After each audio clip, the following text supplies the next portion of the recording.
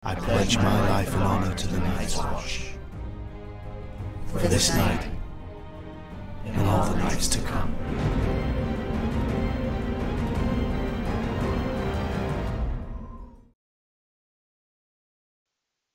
Man, I love that intro.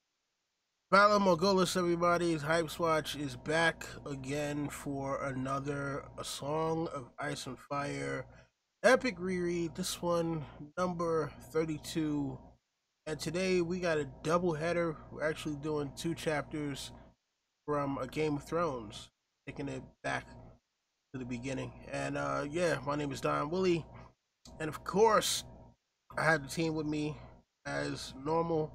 We have Sir L.T. Giles, James Bichelle of ABTV, and last but certainly not least, the hater himself, Jerry the Targaryen. What's going on with you guys? I'm just ready to get this reread going. I mean, I think hopefully we have time to do this whole nice Jon arc, but so uh there's a lot of good writing here, a lot of leftover writing. I'm ready to roll. Yeah. And you know what's crazy? I had no idea when I picked this chapter. Like I've forgotten how short Jon II was, and that's how we wound up adding on Tyrion 2. And if we have time, we'll actually get Jon 3 as well, but that won't be in the description because we didn't have enough space description to fit Jon 3 as well. Mm-hmm. You happen to hear it on there, but yeah, no. So anyway, listen, for those of you out there who do not know, I am one of the original Catelyn Stark haters on YouTube. I think literally my first Game of Thrones or Song of Ice and Fire video was me talking about how much I hated Catelyn Stark. It was like my first ever profile video. And yeah, I just this chapter in particular was one of the reasons why I hated her so much, you know. And so this one starts off with Jon and Ghost going to see Bran. At this point, Catelyn has already manipulated Ned into taking the job as Hand of the King, and she's also convinced Ned that Jon is not welcome at Winterfell while Ned is not there. And so Jon already kind of had a feeling about this and had been asking about going to the Night's Watch. And so Ned accepted, you know, because he knew that Catelyn was going to be a complete asshole as long as Jon was around. So Jon goes up to see Bran. Now, mind you, this has been weeks. This has been about it's nearly 2 weeks because a fortnight is about 2 weeks. So it's been nearly a fortnight since Bran has fallen. Catelyn has been by his side the entire time, and because Jon knows how Cat feels about him, he has stayed away for this entire time. But he's at this point, he's like, no, you know what? I gotta go see my brother because this may be the last time I ever get to see him. So he goes, he walks into the room, into the doorway. You can hear Summer, who at this time didn't even have a name yet, outside howling. You know, he's been kind of doing that nonstop ever since Bran's fall. And Catelyn's sitting there, and Jon, you know, notices, like, at first, it almost seems like she doesn't notice him. Then she's kind of like, oh, what are you doing here, bastard? And it's at this point, you know, we kind of, yeah, at this point, we get Jon's kind of interpretation of things where basically he's said, like, for the entirety of his life that he can remember, Catelyn has only referred to him as bastard.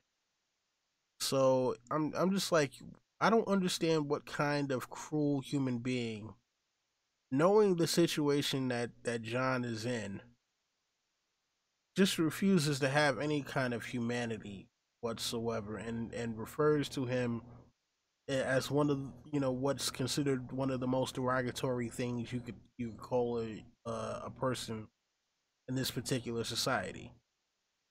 Um, Jon is just there like, look, I just came to see Bran. I'm not trying to intrude or anything. And Catelyn's like, yeah, well, you know what? I don't want you here. You should leave. And if you don't, I'm gonna call the guards. And at this point, Jon is like, you know what? Fuck it. Call the damn guard. I'm tired of your shit, lady. And he looks over Bran. He sees that Bran is emaciated. And he almost doesn't recognize him. He's just like, look, I just want you to live. And by the end of it, as Jon decides, okay, it's been long enough, and Kat talks about how she begged Ned to let him stay, and to a certain extent, you can kind of see like it's a thing where maybe she's coming off as regretful. She even prayed. She said she prayed that Ned would change his mind and let him stay. Right, and it's a thing where it seems like she's kind of regretful about like, oh man, well maybe I should have just let him go and maybe that wouldn't have happened, kind of thing, right? And Jon is like, well, listen, it's not your fault, because I guess he kind of saw where she was going with it. And he's like, yo, this is not your fault. No need for your absolution, bastard. Yeah, and again, he is trying to console this woman who has been nothing but horrible to him this entire time. And then he's like, all right, you know what? Look, I've done all that I can do. As he's leaving, for the first time in 14 years, she calls him by his name, just to tell him it should have been you who fell from that. Damn, that's hateful. Fuck Catelyn. And fuck everybody who likes her. Part of that is grieving mother. Okay, yeah. Let's back it up. Let's backpedal a little bit. First thing I want to ask everyone is anyone a Catelyn sympathizer amongst us? I am. Okay. Let's hear. I'm not 100%. I'm not 100% Catelyn sympathizer, but I think a lot of people who hate her are a little too harsh on her. Okay, let's hear your opinion, LT. Let's just go. Let us have it. I'm not excusing what she did. It's horrible, definitely. But I mean, she's a grieving mother at this point, and I mean, and we've talked about this before. It's part. Ned didn't tell her. You know what I'm saying? Ned didn't tell her, so she hates him, and it could have been a lot different if Ned would have told her. I mean, look, I understand that point, LT, but let's look at it for what it is, though. She grew up, or she had this whole time. It's been nearly 15 years at this point where she's been hating this child who has no mother, has no official family name, will never inherit anything, and now is being sent off into the frozen wasteland to die a nameless death. And while he's here, he didn't get no. Take a step back. He did not get sent. He made the decision to go to the wall. Yeah. If he wouldn't have, it was his decision ultimately. They didn't force him and say you have to go to the wall. It was his decision partially because of the fact that she already told Ned Jon cannot stay. He didn't know that. He didn't know that, but I think he probably already. He's sort of writing on the wall. Yeah, but there's a lot of a million options. I don't think you can imply Cat for having a hand in sending Jon to the wall. Yeah. I mean, look, Cat helped push Ned to agree to Jon's wishes. Jon was asking for this for a long time. Jon had been asking for it for like, well, hold on. He hadn't asked for it before the whole thing with Ned accepting to be Hand of the King, though, did he? I don't know if he'd asked for it, but he's definitely had it in his mind. Yeah, he's had Yeah, it in his mind, but the whole thing is, remember, if you go back to that Catelyn chapter where basically she's telling telling Ned like, oh, yeah, you gotta accept Hand of the King position because if the Lannisters really are if they really did kill Jon Arryn, they're gonna kill Robert Baratheon too, and you're the only person who can stop them.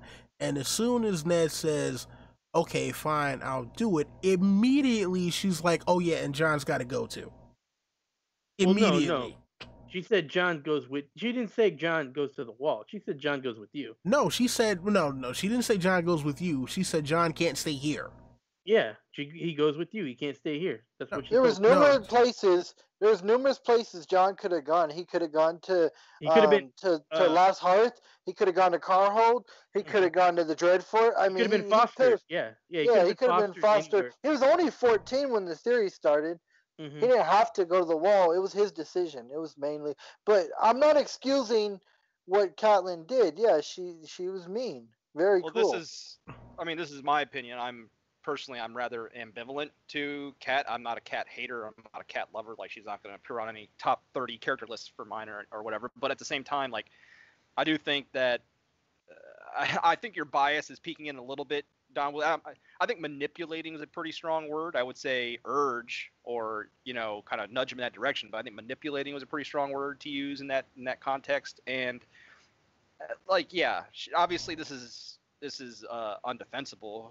She should definitely be more pissed at Ned than at Jon, the child that was out of his circumstances. Like, I don't think anyone can really defend Cat's actions when it comes to Jon. Like, but at the same time, I don't agree with them, but let me try, because I've heard the other sides of the argument. I disagree, but to put for sake of playing devil's advocate, I don't think any of us agree with this. Let me get into the mind of.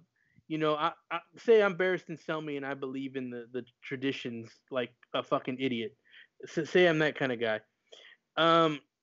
Well, in this world, basically, bastards are like they're okay to have, but you're not supposed to bring so. Yeah, she should have been mad at Ned for bringing him to Winterfell and putting him in her face because these nobles, the reason for their existence, the reason for their importance is that they are the only ones that can give true-born sons.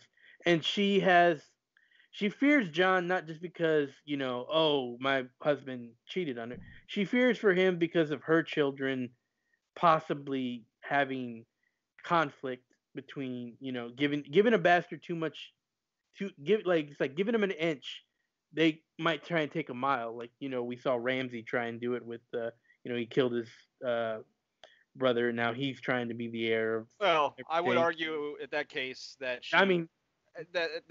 that line of thinking would be like a terrible judge of character on her part. Oh, it is. I think it's pretty apparent that Jon was not in Ramsay Bolton territory. Well, yeah, Ramsay's the extreme case, but even other guys like Daemon, she constantly brings up Daemon Blackfyre all the time. Anytime something nice said about Jon after Game of Thrones, because Daemon Blackfyre wasn't created at this point, she's always bringing up, well, the Blackfyre, they rebelled.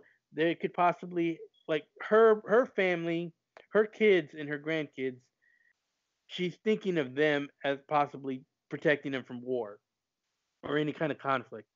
So I think it's bullshit. I think these are some rare cases that she's grasping for straws. She's stretching, but I can see where she's coming from. I can see her line of thinking. I disagree with her line of thinking. I think it's ugly, her line of thinking. But at least I see why she's thinking like that. I mean, what I'm saying is that her actions are not defensible in this regard, in my opinion. But I also, at the same time, this is terrible. But at the same time, I don't think she deserves Ramsay Bolton, Joffrey levels of vitriol, is what I'm saying. Yeah. It's funny though, because like for me personally, I don't feel as bad as I did for Jon once I found out who he was. Because from the beginning, he's the ultimate underdog in show and book. He's the underdog. He's not the guy you expect to be the one. Not the guy you expect to be future king. And Well, he does have a I little bit of Arthurian going on here, because remember yeah, Arthur. yeah. But I'm saying before I figured out he was, I felt worse for him. But now that I know where he's gonna end up and what he's gonna be, I don't feel as bad. But I'm not excusing it. Like I said, yeah. Before you made the Arthur connections, you were like, oh, this is bullshit. Then you're like, oh, wait a minute, I've seen this story before. Yeah, I'm down with this. This is Jon's journey. Yeah, I get what you're saying, LT. Well, real quick, I just want to point out Big E in the chat. Shout out to Big E. He had, Maester Lewin actually put the idea of Jon going to the Night's Watch. Well, that's because Jon was asking Maester. He was making a big fuss about it. Well, yeah, that's because he was. Maester Lewin didn't say, we should send Jon to. Maester Lewin was more like, well, the boy has been asking to go to the Night's Watch. Yeah, I mean, Jon has always had a romanticized kind of fantasy about what the Night's Watch truly is, which obviously is part of Tyrion too, when he starts to realize, no, it's fucking bullshit. But yeah, I mean, it's always been part of Jon's mindset that there's this like romanticized version of the noble Night's Watch. Like, we really have, and that's really all the Stark kids. Sansa has the romanticized version of what the court should be like, and then we see the Joffrey monster. Arya has a romanticized version of what it's like to be an outdoor adventure. We know her fucking tale is terrible. All that. Yeah, it's just not.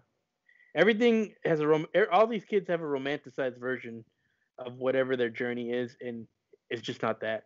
They get reality. I got a quick question for everybody. If Benjen wasn't in the Night's Watch, do you guys think he still would have went there? No. I think that's a big reason why he went. I agree. Partially Benjen was in there, and I think because Benjen was in there, they explained to him it was partially Benjen, and then it was a lot of the rules of the Night's Watch. He loved that everyone is equal. Like he didn't have to be looked down at because he's a bastard. That was a huge part of it too. Right. I mean, well, it's funny though, because I forget what video it was that I was watching on a podcast that pointed out, like, and I think this is, from being a show watcher first, this is something I hadn't even realized when I actually read the books. Ned and Benjen actually don't have any interaction in book one. No, not on the page. Not on the page. Who wrote? If anybody remembers, who wrote episode 1 of the show? Was it George? Because that could have been something that he regretted. Okay, well, they do have interaction obviously in the show, and that's pretty cool that they do. And I never noticed that. I haven't read that in a while, or went back and looked at that. But that's amazing that Ned and Benjen didn't have no interaction. But hey, we talked about this before. Remember, we thought possibly that there's a rift between them because of the whole Jon and thing. I don't think there's a rift between them. It's just that the chapters we get of Ned, there was no reason for Benjen to be around. I'm sure they interacted off screen, and we're not going to see their interaction from anyone else. Well, maybe if Kat's nearby, but I think it's more of a circumstance of like they were never in the same place during the events we were reading. Like the. Okay. Well, and also a shout out to Alicia Kingston in the chat as well. She's saying Lewin was passing messages between Ned and Benjen. So yeah, I mean, as far as I can remember, Jon's whole Night's Watch thing was kind of negotiated in that particular respect. And also, all right, real quick before we move on, let's just do the roll call for the folks in the chat real quick. We got Jake Cruz, we got One True David Adams, we got Big E, Cardinal Doomsday, Chrissy of Old Stones. I mentioned Big E already, and we are missing Ion Trone. Not sure where Ion Trone is. Where you at, buddy? Yeah, we're missing Ion Trone. So I I'll say right now, Irontron's been so loyal to us and always on our live feeds that Irontron could take off one time. I mean, it doesn't bother me that All right, Irontron's not here. all right, it's all good. All right, so let's keep this going forward. Mm-hmm. Any final thoughts on this interaction before we go? Wait, Just hold on, Urtak. Urtak is oh hey, here what's up, too. Earthquake? Yeah, listen, with Shout out some of the greatest paintings I have ever seen, some of the greatest Song of Ice and Fire and Game of Thrones fan art. My computer shut the bed. I'm back. Did I miss anything? No, you're doing shout outs to the viewers. Okay. All right. Oh, anyway. All right. All right. So So I let's. think really the last thing I want to say is about Catelyn is just another one of these bullshits about these fucking nobles that I can't stand. Their fucking heads are so far up their ass. All of them. In my opinion. Well, That's why I there's, like. you know That's why I what? like Jon and Brienne's chapters. We get see the small folks and see how things really are. I also like Tyrion's chapters because he's he's at least got some wisdom about nobility and shit's happening in the world. True indeed. All right. So let's move on to the next interaction after this. Then. So after this, Jon runs into Rob. Apparently, Benjen's been looking for him. They wanted to leave about an hour ago. And, Rob asks about how Catelyn treated him. And, I mean, look, at this point, I'm pretty sure Rob has to know that there's no way that there was a civil interaction between Catelyn and Jon. After all this time, I mean, yes, that is his brother. They grew up together. They're practically the same age, but there's no way that Rob doesn't know that any interaction that Jon would have with Catelyn is just not going to be any kind of pleasant one whatsoever. But it's like, hey, you know what? Next time I see you, you'll be, all in black in the Night's Watch, etc., etc. It's kind of really a short thing. There isn't much that happens here, but you guys got any thoughts on this? Is it just me, or is this like the stiffest conversation between family you've ever seen? Like for guys who are apparently brothers, they're just like, I don't know, they're just stiff. That's something that's better in the show, in my opinion, than the That's books. stiff in the show. I thought they were stiff in the show too. They use a lot of the same dialogue, which is stiff. Well, they hug, and I don't know. I guess you can't get emotions and facial expressions, and especially since they call each other by their last name. You Stark. You too. Yeah. I mean, I do agree with LT there. It was better in the show. Yeah, the dialogue is still stiff, but I think particularly in the show is when they embrace and you kind of get a kind of a morose look on Robb Stark's face. But they hug here. They hug here too. Yeah, but you still can't see the facial expression. That's something you can't see in this medium, obviously, if it's not noted. But yeah, I mean, yeah. They look at each other awkwardly is what happens after they finish hugging. I mean, well, you got to think about it.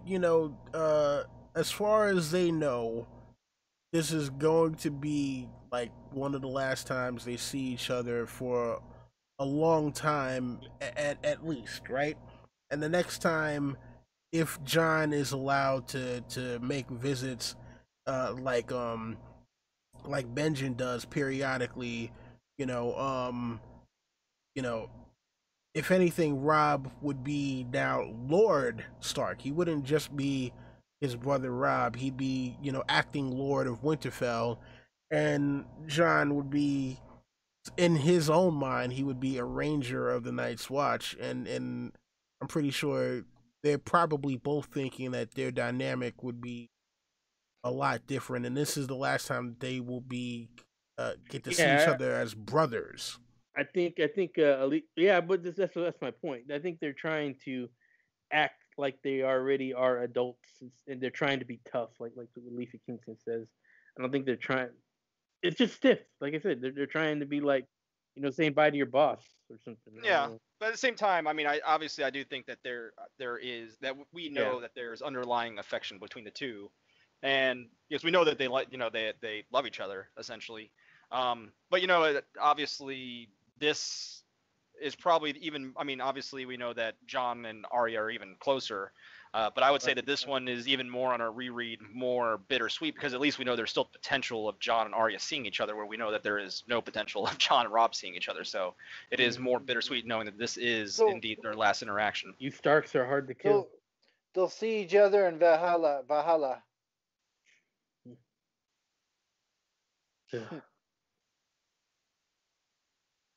I'm just being funny. Okay. No, it's all good. And of course the ironic line, "You Starks are hard to kill." Yeah. Oh at my this god. point we would have thought they are, but George with the setup, the setup to just come in and just rip your heart out. Thanks a lot, George. Oh man. All right, so let's move on to the final interaction of final interaction of this chapter. And that is Jon and Arya. So Jon goes to Micken to pick up a special gift for his little sister, the only sibling of his who actually looks like a Stark. The rest of them look like Tullys. And he's the funny thing is that they're talking about how Arya is packing her clothes to go to King's Landing, and she's like, I already had all this stuff packed, and Septim Mordain maybe come and repack all this stuff, and she's got Nymeria helping to get the items to put back in the chest, and they have this cute little interaction. He gives her sword, and lesson one, sticking with the pointy end. She's like, look, I already know how to use sword. I'm like, all right, whatever you. Listen, just make sure you don't go out and kill anybody at random with it. And this was a great interaction between the two, and at this point, Jon is definitely thinking that he's not going to see Arya ever again because she's going to King's Landing. And I don't think any brother of the Night's Watch is going to King's Landing for anything unless it's being a recruiter, and I don't think that Jon sees that. Yeah, I don't think that Jon sees that in his future at all. So any thoughts on the gifting of Needle and just this whole interaction between Arya and Jon? Well, first, I think George does a really good job of writing a kid here. Arya acts very kiddish here. Like, I don't know if y'all have any interaction with the kid, but it's always like they always do something that's always a mess. Like, either they don't wash their hands completely, or they don't pack clean completely, or they don't do something completely 100%, and you got to get after them. Like, I already did it. So I really like that. That she has that attitude. I don't know. Do y'all see any little bit of the treatment of its residue still in this chapter? Do you think that it might be a little too close together? Because as we all know from the treatment, that event, that this was supposed to happen, but then later they were supposed to reunited, and then they were supposed to have a thing for each other. I don't know if anyone sees that here and there. Maybe they are pretty affectionate, but it's their kid. They're young, and doesn't he mess up her hair one last time? Yes, and then she I don't kisses him a bunch and stuff. I didn't see that one bit, and even after they announced the original outright, I still didn't see it. I'm glad that George changed that because creepy. But I love this interaction, and it's bittersweet and sad every time you hear about Arya talking about she misses Jon, and then Jon talking about messing up her hair. It's just, to me, when you look back at this scene, it's sad. Well, see, me personally, I don't view it as bittersweet because it could end up still paying off happily. Oh, definitely. So until the door is closed, then yeah, it would be bittersweet. But to me, it's not bittersweet yet. Obviously, it's impactful because it's something you think about constantly, while reading Arya's chapters. Is how many times she referenced this kind of, obviously sticking with the pointy end and the last interaction with Jon. So it is definitely impactful. It's something you think about throughout the rest of the series. So I'll give it that. I guess when I say I'm sorry, correction. It makes me feel sad, but I'm rooting for that to happen. That they do have interaction. I don't think they will though. I honestly don't, but I don't hope either. they do. I mean, well, to me, honestly, I think it's kind of bittersweet because Jon. By the time we get to further in the story, with the collapse of the family, he has absolutely no idea the things that Arya has been through for the past couple of years. And at this point, he's not even sure if Arya is actually alive. And so, it's bittersweet just to think that here these two are having, their last moments of just brother and sisterhood together, and they already, or at least Jon, I would think.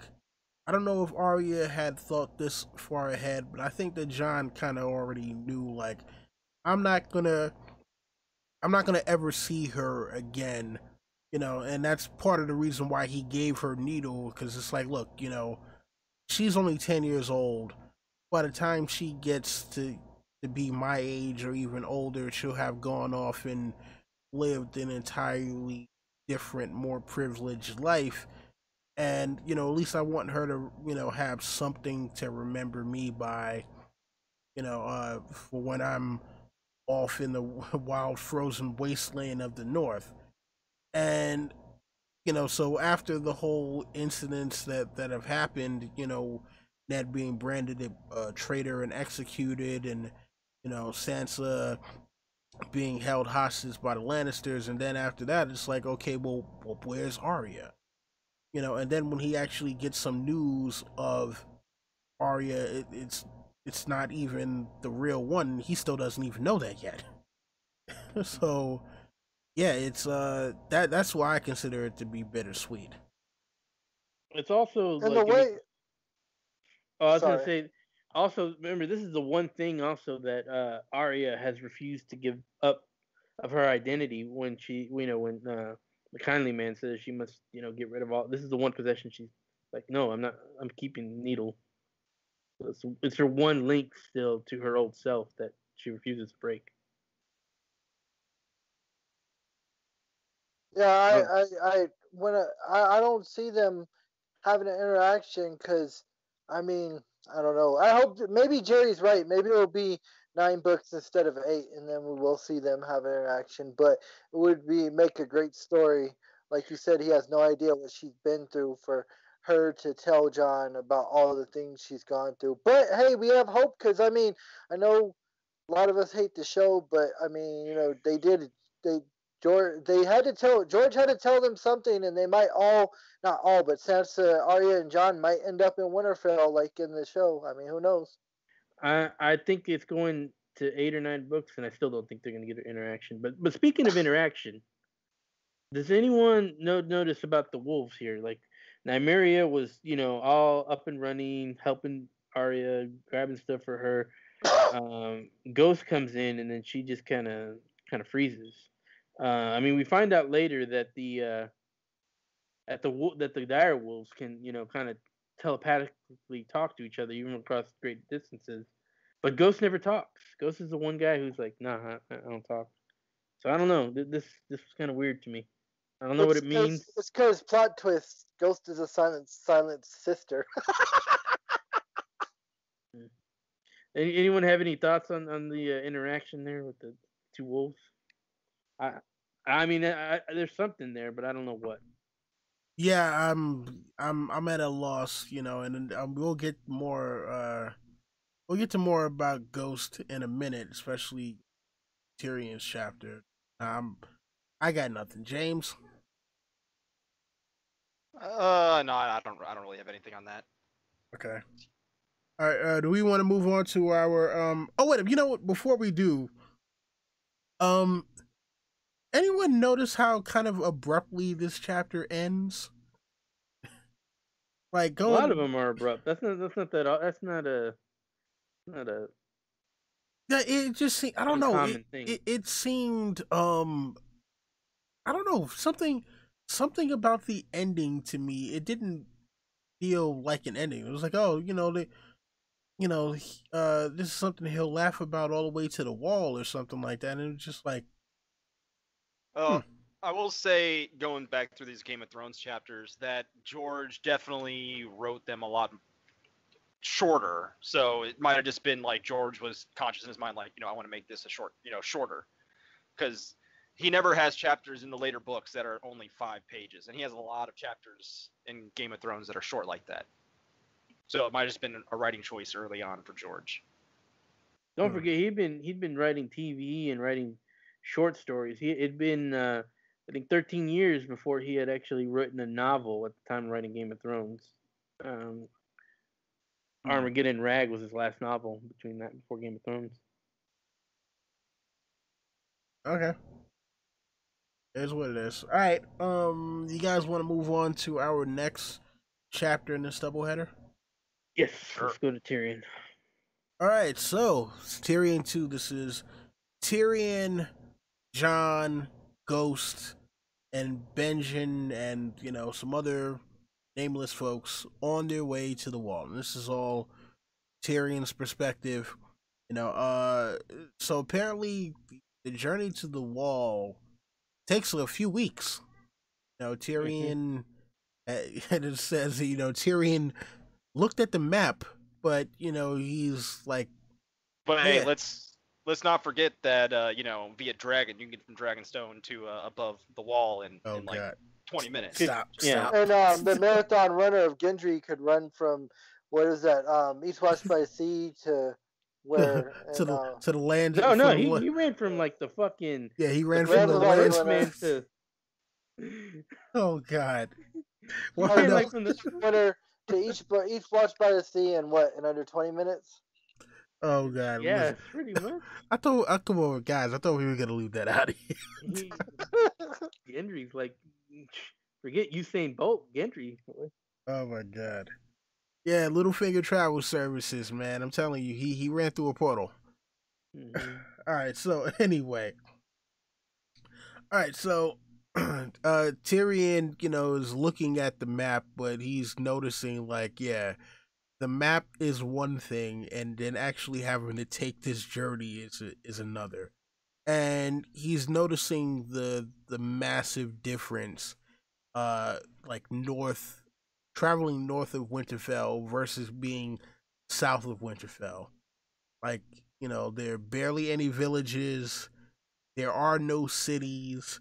The land is sparsely populated. There's a lot of hills, and he's like, the hills just seem to grow more numerous the further north you go. It seems to get colder and colder and colder. And he's just like, okay, yeah, I wanted to see the wall, but damn it, did it have to be like this? Like, can we get, some semblance of just life? And so the only thing that he can do in the meantime is read, because he's just like, look, I can't really help out building shelters. I can't, stand guard at night. And, there's not even really, there's like barely any inns for them to stay at or anything. So and Jon asked him the stupidest question I think I've heard maybe anyone asked in this show or in this book. What about him reading? Why do you read? Well, no, why do you read? Well, no, he said, why do you read so much? I mean, you got to think about it, right? Look, at this point, Jon is probably looking like, okay, everyone else is up there doing whatever it is they do to keep themselves entertained, and apparently what I'm thinking is the only person who we probably saw read on a consistent basis was probably Maester Lewin. That was probably the only person that he saw read on a consistent basis. So to him, it's like, you read to learn stuff. You don't read for fun. And at this point, look, Jon is still a high-born kind of spoiled brat too. See, this is why Jon was kind of, at least at the beginning, at least here, he was one of the more poorly written characters because he really jumps all over the place. In like the very first chapter, or not the prologue, but Bran's, the Bran chapter, Jon comes off as witty, on point, perceptive, like really, really smart. And then here he's like coming off kind of as a brute. So he's just kind of going all over the place. I don't think George really had a good. I don't think he had a good feel for Jon quite yet here. Anyone have any thoughts on Do you guys? that? I don't have any thoughts. Well, I just have a few questions for you guys. Do you guys think? Actually, LT, before that, did anyone else notice the Lord of the Rings little wink, wink here? I never read Lord of the Rings, so I don't know what you're talking about. Well, even if you saw the movie, you should get. I only watched the movies once. Yeah, so he says 5 men, 3 boys, a dire wolf, so 12 companions, and he's like, "What a fellowship on the road." Oh, you know what? Yeah, it's like I read it and didn't fully like register because I was looking for other stuff to kind of unpack from. You know me, I'm all about what can I unpack. But this is where we get Tyrion talking about his dragon dreams, which was a pretty kind of introspective thing. And we get the descriptions of the different dragons. We hear about the Field of Fire for the first time. And all right, so yeah, one thing that I found pretty interesting that I've forgotten about is that dragons' bones are actually black because apparently they have higher iron content according to the maesters, and it's stronger than steel, but yet somehow lighter and more flexible. And now I don't know. Correct me if I'm wrong. Was it also that the dragon's teeth are also black as well, or was it just the bone? I think it's just the bones. I think the teeth they should be black because all that fire is coming out of them, and they made it the same composition almost. But right. I don't think they were ever. I don't think they've even been mentioned the color, but maybe they're black. I don't know. Now the thing I'm wondering, because we hear obviously later on about Valyrian steel and dragon steel, and hearing about the properties of dragon bone. Does anyone here possibly think that Valyrian steel could possibly be made with dragon bone? It's made with dragon fire. I don't think it's made with dragon bone. I mean, it might be. No, I don't know. I don't think so. I think it's dragon fire, but who knows? So dragon steel and Valyrian steel are different. Well, I don't think dragon steel is dragon bone. I think dragon steel is. Valyrian steel. I think because we know how we saw. I think Jon in the. I think that's actually true in the books. That Valyrian steel can take out another. I think it was Joe the Magician who made a good point. Like in the prologue, if you look at the prologue, the White Walkers are checking out Waymore Rose's sword to make sure it's not Valyrian, and and it's probably to make sure it's not Valyrian steel that could kill them. But I think it's the same. Well, I just wanted to say, like, first off, that I personally love this chapter.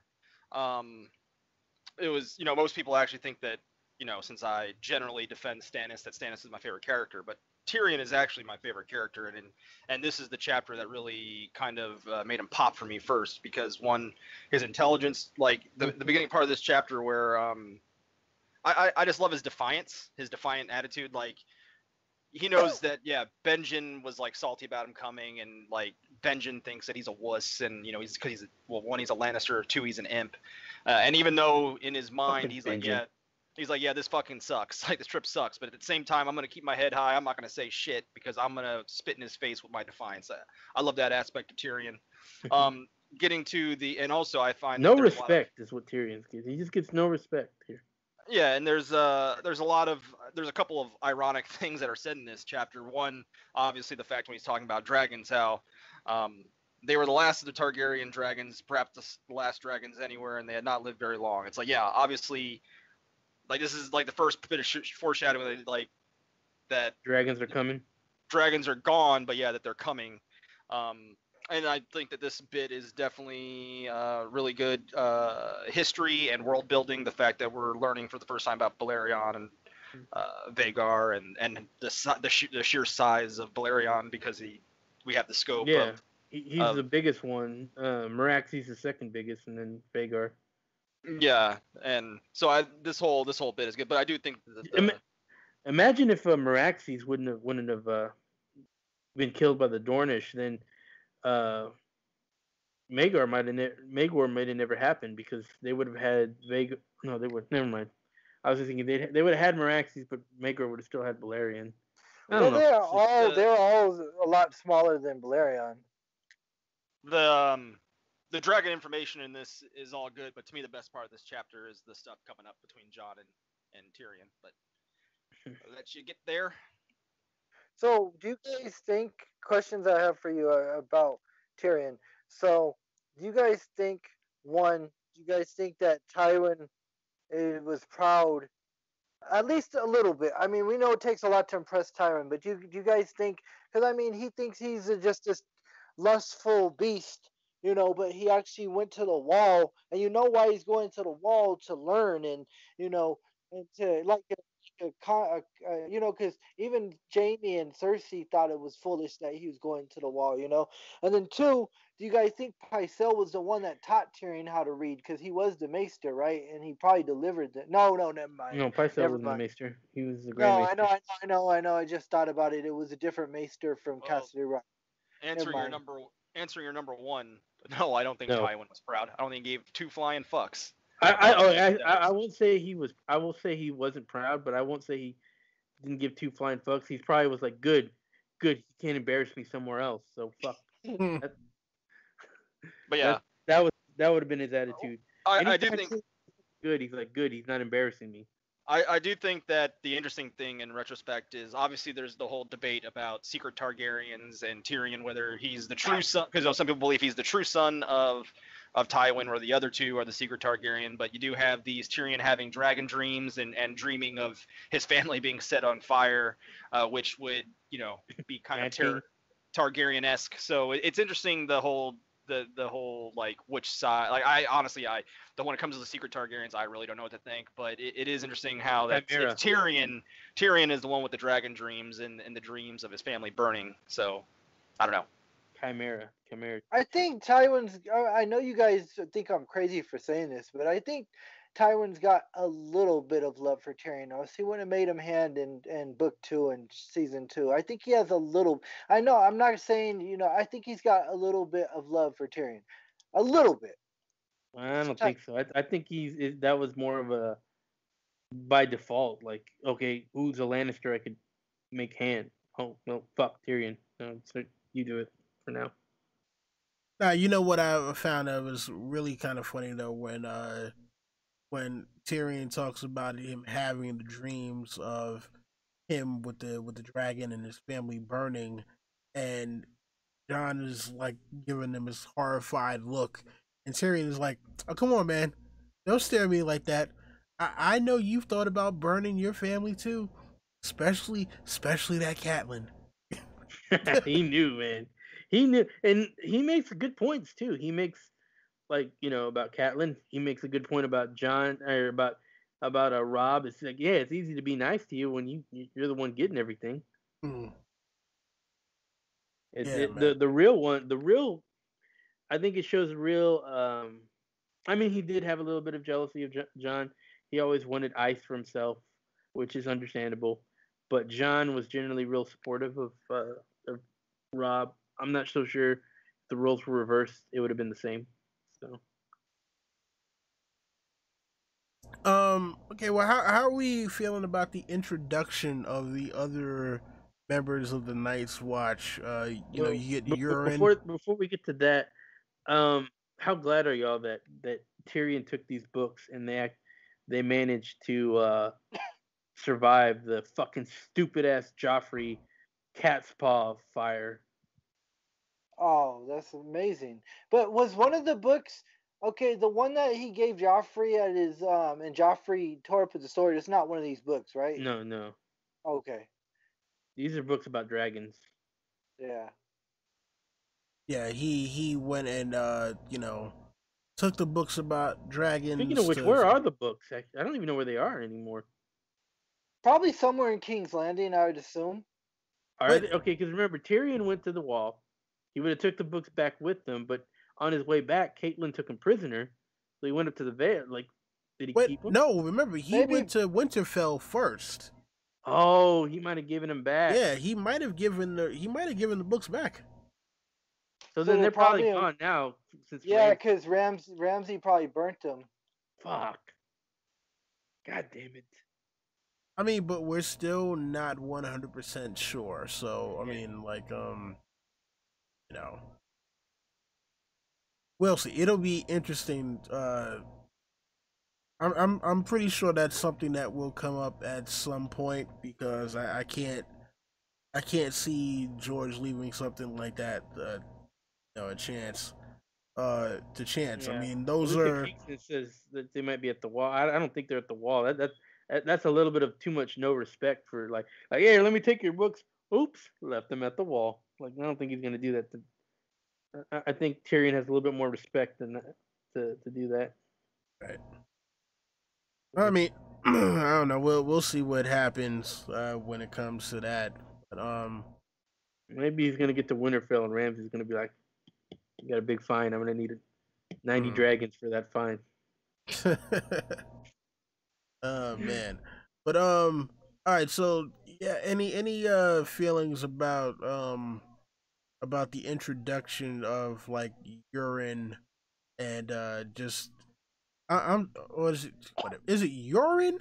It's urine. It's not. His name is piss. However urine. Well, I mean, it's actually both because remember George says however you pronounce it is correct. No, because then Brian could be correct. So come on. Brian is correct. Or Patire.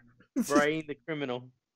Oh my god. Or nah, Brian and Patire are not. No, I'm sorry. I'm not accepting those. So urine, not urine. Urine. I think obviously I think it was necessary to because it definitely sets up part of the conversation that Jon and Tyrion had. But yeah, it's like one of those come to reality moments where your romanticized version of what you thought was the Night Watch was going to be noble men guarding the wall, with their for country, for love of the country. Nope. It's a bunch of shitbags, and they're about to be your bros. So, I mean, who did you say was the biggest shitbag or the biggest, most pathetic person? Lami Green Hands, and also Rorge and Biter are like some of the most irredeemable characters in the whole. And what do all these guys have in common? They were all recruits for the Night's Watch. Yep. Yeah, but was it Warg or Biter that helped Jack and Hagar and Arya rescue the northern guys from the castle? They did because they were terrified of Jack and Hagar. I know, but they still did. They're still irredeemable. I mean, Rorge is one of the biggest pieces of shit in the whole series. I still think that they're not as bad as Ramsay and the Mountain, but they're bad. I mean, they're not. Damn. Those are two top-notch douchebags and worse characters, and those guys aren't in their level. But they're not too far is the problem. Now, pathetic, yes, they're like the most pathetic, definitely. Must we be so negative? For shame. For shame. Didn't you guys know the Maester that delivered Cersei and Jaime and Tyrion? I'm just curious because I want to know who taught them how to read. I don't think it's been mentioned. Okay.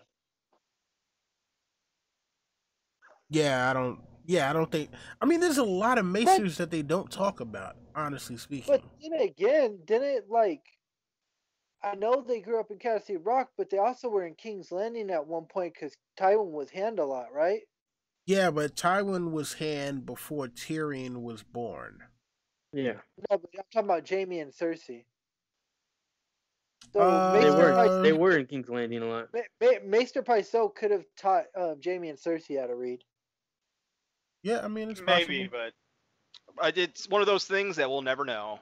Probably. I don't think he did. I think a Grand Maester is different than like a Maester, like in their duties. Right. So. All right. So all right. Hold on. What else do we have? Tyrion and Jon interaction. Yeah. Yeah. So James, I know you want to. Yeah, James, I know you wanted to talk about this one. So yeah, man, go ahead. Take this one away, James. All right. Well, first off, I want to read one of my favorite passages of this whole book. It's a little long passage, but it's Jon. It's Tyrion giving Jon some wisdom, and I think these chapters like Tyrion, Donald Noy, I think, and later Tyrion again. Mormont. Yeah, I think they give Jon really good lessons in his formidable age here. So the passage starts with 14, and you're taller than I will ever be. My legs are short and twisted, and I walk with difficulty. I require a special saddle to keep from falling off my horse. A saddle of my own design. You may be interested to know. It was either that or ride a pony. My arms are strong enough, but again too short. I will never make a swordsman. Had I been born a peasant, they might have left me out to die or sold me to some slaver's grotesquerie. Alas, I was born a Lannister of Castle Rock, and the grotesqueries are all the poorer. Things are expected of me. My father was the hand of the king for 20 years. My brother later killed that very same king, as it turns out, but life is full of these little ironies. My sister married the new king, and my repulsive nephew will be king after him. I must do my part for the honor of my house, wouldn't you agree? Yet how? Well, my legs may be too small for my body, but my head is too large. Although I prefer to think it's just large enough for my mind. I have a realistic grasp of my own strengths and weaknesses. My mind is my weapon. My brother has a sword. King Robert has his warhammer, and I have my mind. And a mind needs books, as a sword needs a whetstone, if it is to keep its edge. Tyrion tapped the leather cover of the book. That's why I read so much Jon Snow. So I like this passage because it's like, don't be so sad all the time, all right? Yeah, you're a bastard, but you don't have it the worst out there, and and then later obviously he's kind of like own what you are because if you own what you are, it can't be used against you, and I just love that. The wisdom that Tyrion imparts to Jon in this chapter, and also I also find that another part of the ironic part of this conversation is when he it's like Tyrion is kind of mocking, but kind of like joking about the fact of, oh, you're gonna be in the Night's Watch, but you don't have to worry about anything. There's no dangers, real dangers out there. He keeps joking about grumpkins and snarks. But obviously we know what's about to be on the way and the true dangers of the North. So I do find we know what these grumpkins and starks are about. Snarks. Yeah, this. So yeah, this is I love all this irony and the wisdom that that Tyrion imparts to Jon. I also, when it comes to the ghost attack onto Tyrion, I love that it showed. We also in this instance we learn more about Tyrion's character because even though he's a Lannister and we had the interactions, or we've had Cersei so far, we know what she's like in the book.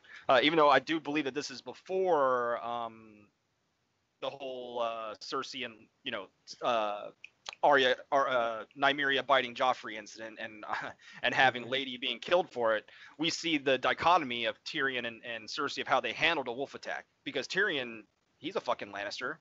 He got attacked by Ghost. He could have been like, hey, you guys need to kill this fucking dog. this wolf because I'm a fucking Lannister. I'm the brother of the king. I'm the brother of the queen. You know. But Tyrion laughed it off, and that's what I love about Tyrion. Like he's chill. Also, speaking of that attack, we got to give a shout out to our friends over at Nauticast. Our friends Poor Emmett or not Poor Emmett, Poor Quentin Emmett, yeah, his name, and Beefish. They actually point out pretty well that they brought me aware at least that this attack is probably a leftover remnant of the treatment where where in the treatment Tyrion does become an enemy of Winterfell, so that would explain why the wolf doesn't like Tyrion. Yeah, but yeah, definitely. But how do you guys feel like about how Tyrion handled like the whole situation? Like, it's awesome. Yeah, I agree 100% with what you're saying. Yeah, he spent a lot of time laughing it off. I've never met anybody that hates Tyrion. Never. Like anybody who watches the show or reads the books. I mean, yeah. Some girls who don't like Tyrion because of before by Dance of Dragons. Okay, but that's what I was just about to say. Before Dance of Dragons, and no one hated Tyrion. Yeah, and he's so funny in Dance of Dragons in the beginning. Do you know where whores go? Yeah, but I mean, and I think that one that's unfair because we don't know the whole story yet, and it's one of those things. Yeah, a character is going to go to have highs and lows, and it's all about how it ends up resolving itself. So it's incomplete right now. Yeah, he's been kind of a shitty guy in the Dance with Dragons, but also at the same time at the end of Dance, I think he's kind of coming out of a little bit, and in the sample chapters, yeah, he lulls it back a little bit when he gets mad at Penny, but I think he's coming out of it a little bit, and yeah, you can't fully judge him yet because we don't know the whole rest of the story. I agree 100%. He shows compassion, man. He basically saves the Jorah. Because, I mean, they could have took him away, and he was like, no, you could use him. Tyrion's a good guy, man. I hate when people hate on Tyrion. I mean, I understand where they're coming from, because he is acting like a shit, but, there's circumstances around it, and there's, it's part of his character that's being built. I think some people are getting overboard on the judging him. Well, I think it's a general problem with the fandom as a whole. It's like some people just, it's black and white, like, for them to like a character, they have to be completely noble, no character flaws whatsoever. Like that's not me. Obviously, I like Stannis, not because I think he's like the super beacon of holy judgment or whatever. It's because I like characters with flaws. I like that's just me. But I just think some people look at got flaws. Everyone, they all do. That's and when people who act like that, they always have excuses for their favorites. Like. Well, Yeah, like there's people out there that will say, and I'll admit about Ned Stark being stupid, but there's people out there that just love him so much and will say, oh no, he's perfect, and I would never say he's perfect. Or everything he does is noble. Yeah, he does is noble. Yeah, Ned Stark definitely is not the noble man that he's thought of as. I mean. Again, I've said this before, him hiding Jon away and knowing that was the most noble thing he did. I mean, but the thing about it is, it's like, that's your rightful king, and you don't make a plan to put him on the throne. Not only that, you don't make a plan. You leave this fucking idiot who's ruining the kingdom. Never mind. We're getting off track. Let's just go back. Yeah, we are. So, okay, so back to this interaction here. So yeah, but I mean, I agree. It's a good interaction. You learn a lot about Tyrion. He's coming to fan favorite right here. What's next? Yeah. So after that whole thing with Tyrion explaining to Jon, about his predicament, this is kind of also where he gets when he starts telling Jon the truth about, the people that he's going to be interacting with at the Night's Watch. He's like, look, you got that dude over there, Yoren, and look at the guys who he picked up. He was like, look, man, you think that the Night's Watch is gonna be this noble thing. And it's like, yo, man, you're out there with rapers, thieves, and murderers. Like, don't think this is about to be sweet for you. You know, And Jon this is good on Jon. Like Tyrion says, Jon realizes it. Yeah, I like how he doesn't realistically say, you know what, you're right. He goes through like a bit of rejection. He's like, no, shut up, stop talking. Damn it, you're right. It's kind of like that, you know. Yeah, So, I did I like like that. that. I wouldn't have liked it if like the chapter ended with like Jon storming off in a huff, like being defiant, like, no, it's my fairy tale. But yeah, it is good to see Jon come to realization, and that I think also that Jon, I think I'd like to think that Jon had his respect for Tyrion went up a little bit after he brushed off the ghost attack and everything was copacetic. So Yeah, I I just agree. can't wait. I just can't wait for book them to reunite, because I think it's gonna happen. And the first time I read the book, the first time I saw the show, I knew these guys are gonna have to see each other again, and you know it's gonna be cool. It'll be cool, but I still wonder if Jon's gonna be Jon. Like, I mean, in the show, obviously you couldn't do that. You couldn't switch out. You'd have to switch out actors, and that'd be. But in the book, I wonder if Jon's even gonna have the same Jon body when he comes back. He might be. He might even pull like a Faceless Man. You know. I mean, it won't be like Faceless. It won't be like the same technique as Faceless, but he might resurrect in a different body. I think that's something that could be Well, cool. I mean, the bit popular theory is he's gonna jump in a ghost, and we'll see Oh what yeah, that happens. I think that's almost. I think that's one of the strongest theories because we all saw from Melisandre, he goes from ghost or he goes from being a man to a wolf to a man again. So yeah, I definitely agree with that. So should we go on to uh, J- Jon 3, or should we? Or is there anything more you guys got to say about this chapter? I like the end. I like how it ended. Oh yeah, Like Jon on his own. His watch is up. All the other men are retiring to bed, and then Tyrion steps into his shelter and looks at Jon and smiles sadly. It's a little bittersweet. He's like, yeah, this kid's about to not have the life that he wanted, and yeah, I think he's feeling a little morose about it. So I like that ending, that chapter. You that's know what I true. thought was really cool? I can't remember if it was this chapter, or I know it's one of these chapters, but and they don't. I wish they would have done it in the show, because in the books it's really cool. Like how they mention he's like got all this fur on and he looks like a little bear. I thought that was always cool. How do you like how Tyrion took the fur from Benjen because Benjen offered it to him only out of uh he only offered it to him like as a gesture. He didn't actually think he didn't actually think he'd take it. Tyrion's like, nope, I'll take it. Yeah. I love it. That's part of it. The Defiant. defiance that I Yeah. love about Tyrion. He's just like, fuck it, I'm gonna do it, just to Mhm. spite you. Yeah, from just being like I don't understand like that's one thing that just annoys me about Ned and some of the stuff. They're just too tunnel vision sometimes. They judge people when they shouldn't be judging people. They're judging Tyrion just because Jamie killed the king that was gonna kill a bunch of people. Like Yeah, but they didn't know that. They think that I know king they is a don't know that, tyrant, all but evil. hold on. That's exactly my point. They don't know it. If they don't know, they shouldn't be judging. Um, That's the entire the point I was making. Thank you. Fucking judging people. Like, One of the coolest scenes, I'm just gonna bring it up because it happens later, and I wish they would have put this in the show because it's so funny and awesome.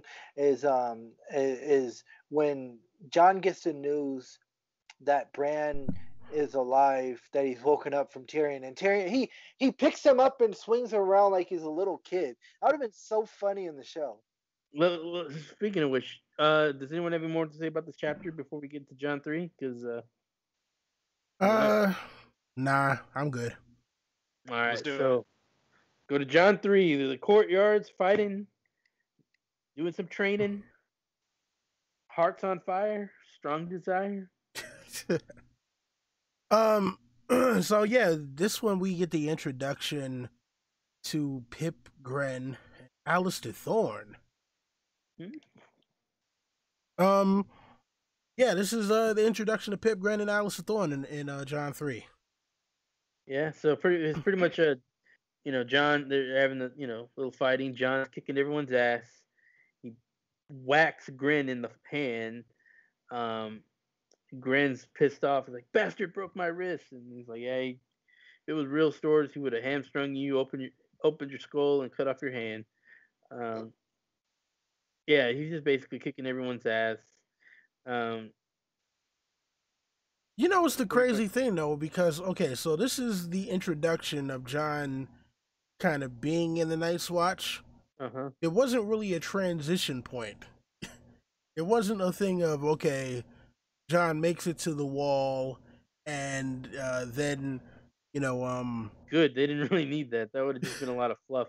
I mean, no, but it's like thinking back on it, right, dude. There wasn't an introduction at all. It was just like, okay, Jon is going with Tyrion to the wall. You see that from Tyrion's perspective, and then the next thing you know, Jon is just at the wall training, and it's like, wait, okay, again, no, like, it's cool that we get the introductions that we do, but I'm just like thinking back on it, I'm like, there was no transition at all.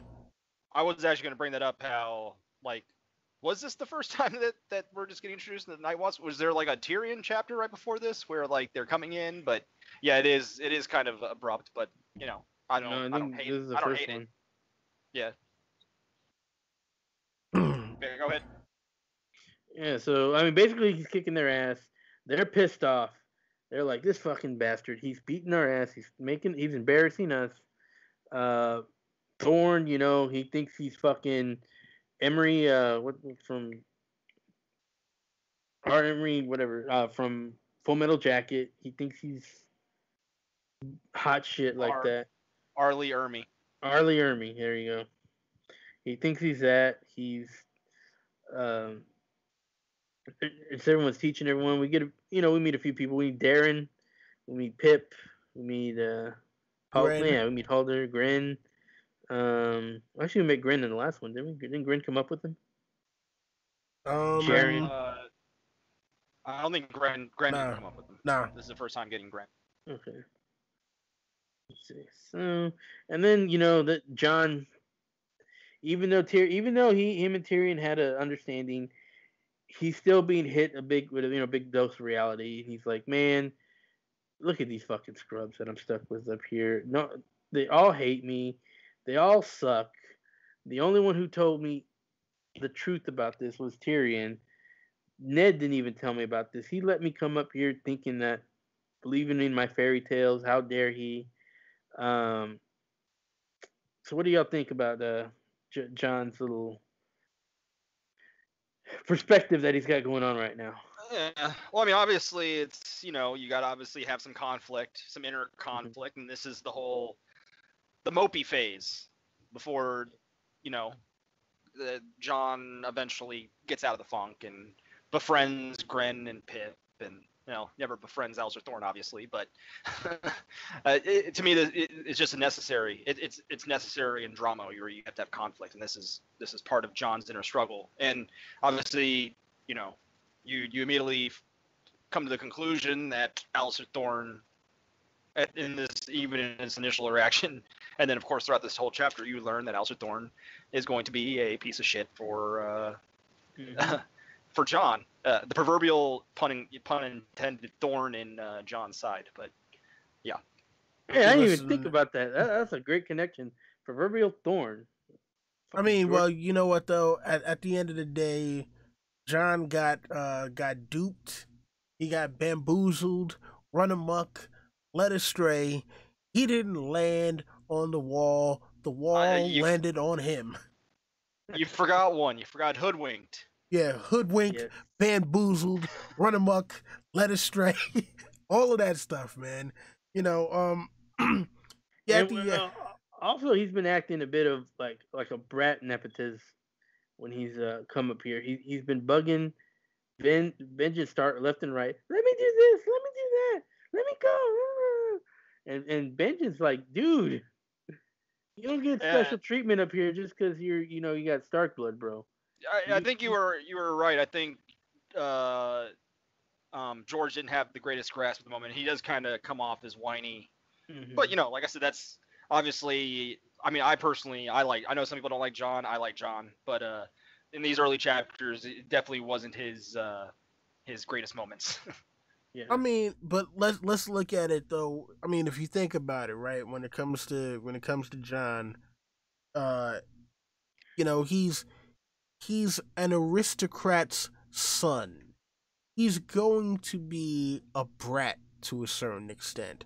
I mean, listen, I remember being a teenager, and when you get around situations like I was fortunate that when I was a teenager, people let me into places that teenagers don't normally get to go into, because I was trying to get into the fashion industry, and being there, it's like, holy shit, this is exciting. And for Jon, that's the thing. He's excited to be here because he's heard all of these amazing stories ever since he was a kid, and it's like, oh, I'm actually getting to live the dream. And now it's like, yeah, pump your brakes, kid. The dream is a nightmare, actually. I mean, the dream is a nightmare partially because it's like, all right, well, he's heard about all of the the fly shit you get to do when you're out there ranging, but it's like, yeah, nah, you don't get to do any of that yet, kid. And he's not understanding. He's like, but nah, I'm here though. I'm here. Why are you holding me back? I'm here. I'm ready. Let's do this. He's like fucking Anakin in Attack of the Clones. It's Obi-Wan. He's holding me back. Yeah, so basically for He's him, not all powerful, Jon Snow. Yeah, he's just eager. It isn't like he's just a little eager. He's a little whiny eager though. That's the problem. But see, here's the thing. I don't necessarily blame him. Oh, I think it's great character development. Don't get me wrong. Like, I'm just stating the way he's acting. I mean, obviously, he grows, as we know from reading these books. He grows up from this, but at this moment, he's trying. Even unintentionally, he's trying to use nepotism to get ahead. He's trying to, have his way. He's trying to, he's not being very cooperative. I can't remember. Does he get mad when he gets made the steward just in the book, just like he did? He does, right? Yeah. Okay. Yeah. So so basically, does anyone have anything to say about him before we get to the confrontation? Nah, I got nothing. Yeah, not really. Yeah, so basically, the other guys get tired of his. Or actually, you know what? Before that, let's talk about how he is still, being, all morose and stuff. He's talking about how he refuses to accept these new people as his brothers. He's like, I miss my true brothers. Like, he thinks to himself this. He's like, he thinks about Rickon. He thinks about Robb. He thinks about Bran. Even Sansa, who, God, what a bitch. Like, listen to this. She never called him anything, but my half brother. God damn, he was old enough to understand what a bastard meant. God, fucking, like, if you hate Catelyn, you should just hate Sansa just the same. And then Arya, I think this might be a little bit left over from the treatment. He says he misses her more than even Robb. Skinny little thing she was, all straight knees, tangled hair, so fierce and willful. Arya never seemed fit no more than he had, but she can always make him smile. Oh, so curious that he misses Arya the most, even before Robb, who he considered his rival and best friend. I don't know if anyone has any thoughts on that. I'm the better sword, but Robb is better with the lance. Yeah, that's true. I mean, look, you know what? At the end of the day, though, you got to think about it. They were both kind of black sheeps of the family. You know, Yeah. Arya was the only one that didn't look like the rest of Catelyn's kids. She didn't look like a Tully. She looked more Stark. Right. And because of that, I mean, not only because of her looks, but also the way that she acted. Um, Yeah. I'm pretty sure that put her Lyanna at, reborn. yeah, and it's one of those things where it's like, okay, they were both kind of outcast, um, but um, but he was more of the outcast because he was a bastard. Mm-hmm. So then we get to this scene here where Grin, Toad, I think two other guys come. They try to get their revenge on Jon, starting a fight. They overwhelm Jon. Jon manages to get out, starts trying to beat the shit out of Toad, like he's gonna kill him. They knock him back, and then to come and save, put an end to all the madness is one of my favorites. I know it's one of y'all's favorites, one of everyone's favorites. Mr. Donald Noy here comes in. It's like, y'all motherfuckers better just stop right now. You are making a ruckus in my armory. If you're gonna do this shit, do it um, outside in the fields. And then they have their good old speech. Does anyone want to talk about the Donald Noy speech that he? I'm pretty sure James, when he gets back, will want to talk about it. I thought James is back. Oh, I thought. Okay. James, you there? No, I guess not yet. So, All right. Yeah, nah, Jerry, I'm pretty sure you have something to say about the Donald speech. I mean, so let's talk. hear Let me just cover the Donald Noy speech. Basically, he gives him a hard, cold dose of reality. Jon, for all he was, for as perceptive as he looked, like I said, I said it earlier. I think George didn't really have a good idea of how to write Jon. His perception here is terrible. He had no idea that he was being a bully. He had no idea. He was unable to examine like what other people were going. He was unable to empathize. I should say unable to empathize because as much as people you might say, "Oh, Jon didn't have a choice to go to the Night's Watch." These motherfuckers really didn't. Like Darren, that's not having a choice. Where you just you're like, I refuse to guy. I refuse to get man sex, and because of that, I either got sent to the wall or was going to be killed. That's not having a choice. So, Donald Noy just gives him a cold dose of reality, saying, "Hey, man, you've been a bully. You might think it's bad being called a bastard, but these guys don't even have that. They didn't even have uh, a master at arms to teach them how they do anything. None of them's even held a sword before. None of them could even own a sword, much less master it the way Sir Roderick Cassell was teaching you how to do it. Um, so you've been nothing more than a bully. How does it feel to be getting all these wins over these guys who basically have no skill whatsoever with sword? You think you're a big man? You think you're a big boy? Yeah. Well, you're not. Tells me he's Jon not. needed this. He He needed did need it. this big time. He also got mad about his mother being called a whore. Um, you know, Donald Noy gives him a cold dose of reality. Well, if these are the facts are true, then you know what? You might have screwed one. But you know what? How bad is that? We got guys here whose mothers are whores. What are you whining about? What are you whining about, man? And what else? What else do we get here?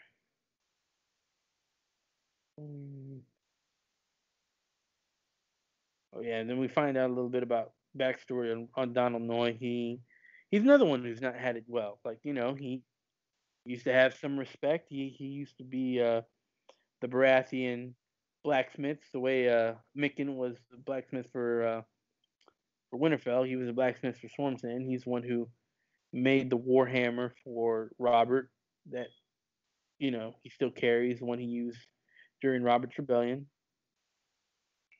Uh, and yeah, so what do y'all think about this little He gives him a speaking to. He gives him a speaking to that he, as LT says, he needs. What? How much did y'all fall in love with Donald Noy right here? I just got back. We talking about Donald Noy? Yeah, we're talking about the speaking to he gives to Jon right now. Okay. Well, I'll jump in right away. Okay. Yeah. So when people ask me like, who's my favorite like minor character, Donald Noy is always at the top of the list. I think Donald Noy is a fantastic character. I personally love characters. My favorite character trait in a character is wisdom. I love characters that impart wisdom. That's why I like Tyrion. I like Donald Noy. I like Maester Aemon.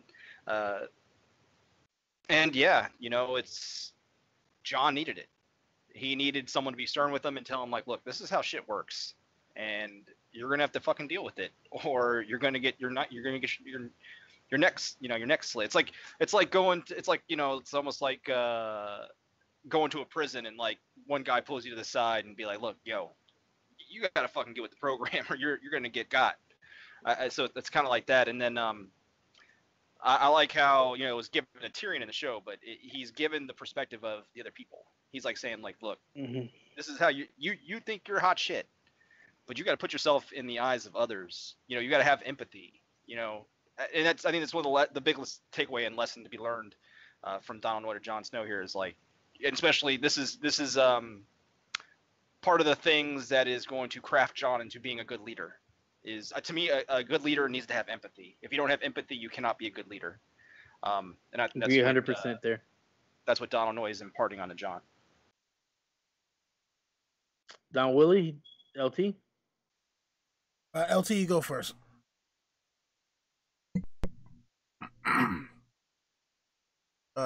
LT, you there? Okay, maybe not. No, I'm sorry. I had myself muted. I was talking and I thought my bad. Anyways, yeah, I agree completely what JB said. That's it. Your turn, Willie. Yeah, look, Donald Noy is definitely a great character, and it's the perspective that Jon needed. Because at this point Jon is still new and he's not fully understanding the way the rest of the realm works, not understanding why the Night's Watch is made up of the people that it's currently made up of. He's still thinking to himself like, yo, this is some kind of awful mistake because my entire life I'm been told about how honorable it is to join the Night's Watch and supposed to be these great warriors, and now I get here and only a few guys know how to hold a sword and how to fight, and then the other guys who might actually know how to fight is because they're criminals. So it's like, yeah, they didn't come to the wall because of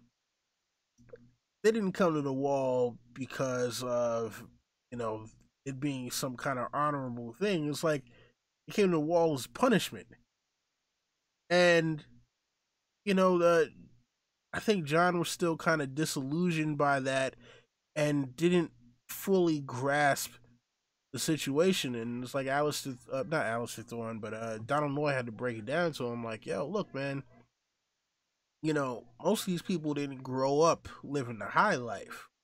They didn't have people to teach them fine arts and literature and mathematics and all of the learned stuff that like these people came from nothing and had to scrape and steal and sometimes kill to get by, and because of that they were branded as criminals, and it was either they come here or they have something worse happen to them.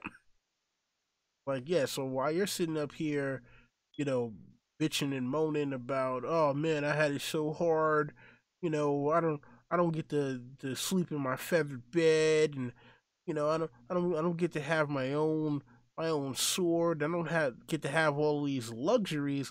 Like, yo, these dudes never had luxuries to begin with. This is the most luxury they will ever have.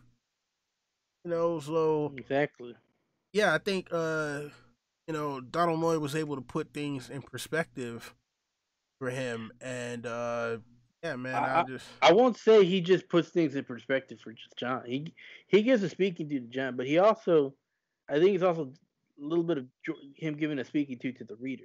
It's easy to get caught up, and even I'm kind of guilty of this when I first read it. It took multiple rereads for me to realize that these nobles are full of shit. Um, it, that maybe we cry about things that happened to all these. Like we cry about we're shocked at the red wedding. Like, oh my god, that's the worst thing ever. No, it's not. No, it's not. The worst thing ever is some of the shit that's happening to these fucking small folks that are happening by both the Stark army, the Lannister army. They're fucking having all their food taken, their daughters raped. That's the worst shit. That he's giving us real perspective about yeah, you might have had some bad shit, but there's worse shit here, and you need to shape up. I mean, and that's part of the reason why and we go back to an earlier reread, when we actually did the chapter about the broken man from We haven't done Feast the for. Broken Man one. We haven't done that one. No, we did we thought we were gonna do the Broken Man. No, that was another time. I could have sworn that we went back, or at least we talked about it at some point at length. We mentioned it during that Brienne chapter we did. Well, I'm pretty well. Either way, like when I had first read A Feast of Crows, it came off as kind of boring until I really sat back and realized, like, this is the story of the aftermath of the War of the Five Kings, how it has affected people. And the Broken Man speech sums it up completely, because it talks about the journey of someone who, he was just a farmer, and then the High Lord comes around and is like, you're in the army now. He doesn't have a uniform. He has no kind of actual weaponry. It's him and his brother going off to fight, and then it's like, by the time a few years have gone by, everyone that he went out with is now dead, and when he finally makes it back from the war, he's not the same person that he was anymore. He doesn't even recognize himself, and now, like, all that he has left is the stuff that he learned during the war, which was nothing but violence and criminality. So, and this is another thing that kind of sums it up with the Donald Noy speech, because these are a lot of these guys in a Night's Watch are products of these kinds of things. It's like, yeah, it might not have been some major conflict, but you have land skirmishes here and there between nobles. So one noble feels like he's owed taxes, and the next thing you know, he's raiding some small village or something like that, and whatever may have you. And these guys are the products of the games that the nobles are playing. Pretty much. I think people like. Oh, sorry. Oh, no, go for it, LT. You definitely got something to say. Like what you're mentioning, like we see that when the Mountain and his men are in the inn and they rape his daughter. Yeah, that's totally. Mm-hmm. Anyone else got anything to say about the Donald Noy speech? I think we covered it pretty well. No, I think if you were gonna talk about great speeches of Song of Ice and Fire, that speech would probably be. Oh yeah.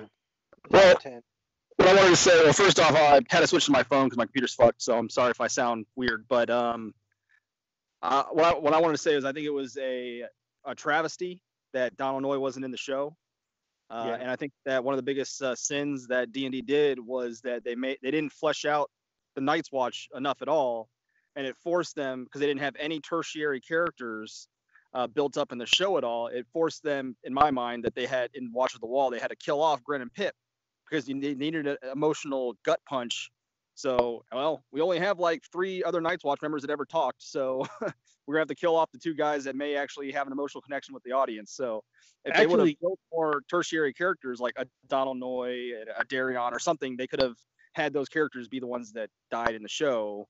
And I think that's just because they didn't flesh out the Night's Watch enough in the show. I think, you know what? I think Dan and Dave need a fucking speech from Donald Noy, because that's one thing that the show has really failed at, is that they do not show the small people well. They fucked up the broken man speech. They tried to do it with Ian, what's his name, McShane, a little bit, but they fucked that up. We all know they didn't even have the broken man speech. I wasn't trying to devolve into a show hate, but I was just saying in this instance it's relevant because they. I agree. I think they've gotten caught up a little bit too much in focusing on only the nobles, but they need a little bit of a Donald Noy speech. But that's about as far as I'll go into that. Did anyone notice when Jon, while he was thinking about this, he dreamed of his mother. In his dreams, she was beautiful, highborn, and her eyes were kind. How about that? How about that hinting by George R. R. Martin right there? Yeah. That bastard George. This is why I never needed to see the Tower of Joy. I mean, like, it's so obvious. There's so many hints. I never needed to see what was inside there. I never needed it confirmed. Like, how much more do you need? And there's still people out there that think N plus A equals J. Yeah, whatever. Anyways, you acknowledge some of that right now. Let's just move on to him hanging up at the wall, chilling with and he gets a surprise visit from our good friend Tyrion. They have another bit of a talking up there. Yeah, at the top of the wall, which he wasn't expecting to see Tyrion at all. I mean, and it's crazy, because we get the description of like how wide the wall is. Kind of crazy. I'm like, wow, 12 mounted men on horses could ride side by side.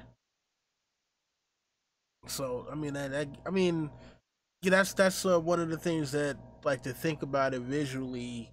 The wall is pretty wide, and Tyrion has the funny line of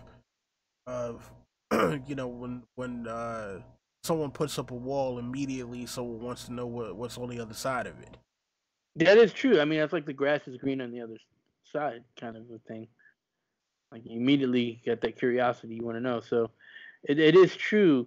And Tyrion, it's kind of funny. Tyrion's thought of like not taking things across the wall seriously are pretty logical, but we live in a fantasy. We're in a fantasy here, so we know that logical thinking doesn't have any.